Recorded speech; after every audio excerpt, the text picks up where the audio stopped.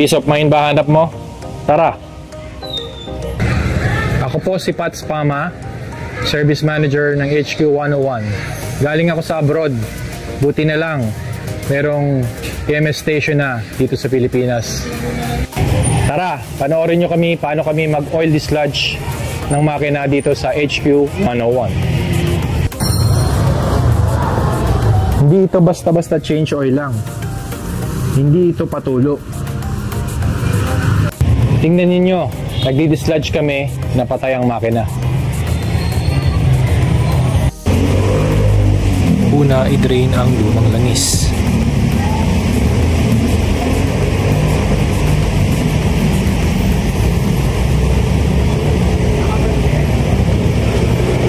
Natin yung oil filter.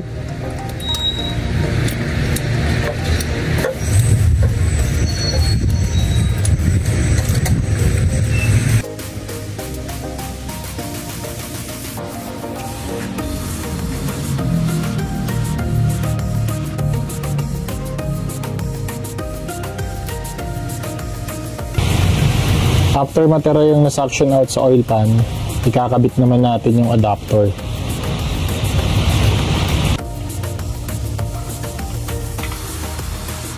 Tatanggalin din natin yung breather at dipstick. Kabit natin yung adapter sa cover.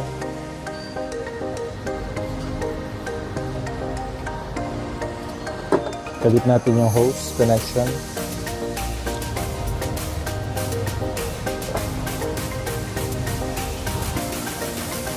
Ito yung adapter for the Chevrolet Optra oil filter.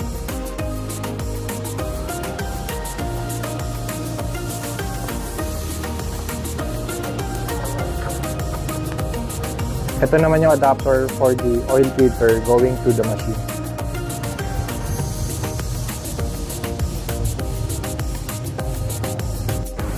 Ngayon na nakabit na natin lahat ng mga hoses, pwede tayong mag-dislodge sa machine.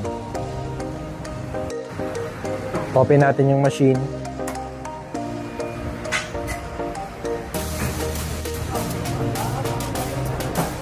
Po-program naman natin yung machine.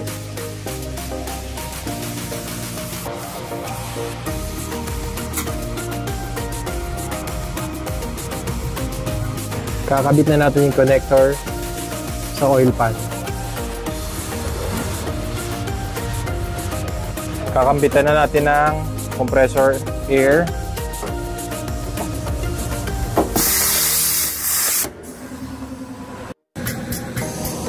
Start na natin yung machine.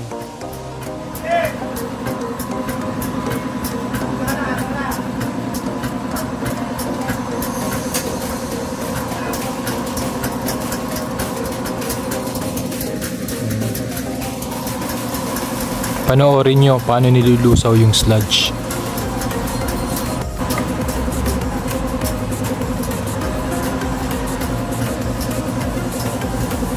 Hindi ito makalumang pamamaraan.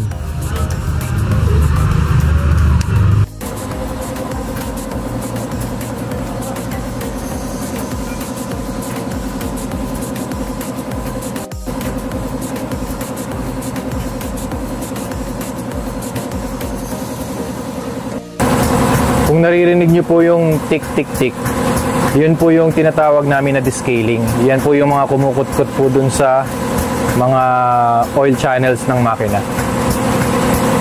After natin ma-dislodge, lalagyan natin ng bagong oil filter at bagong langis. Ready to go na.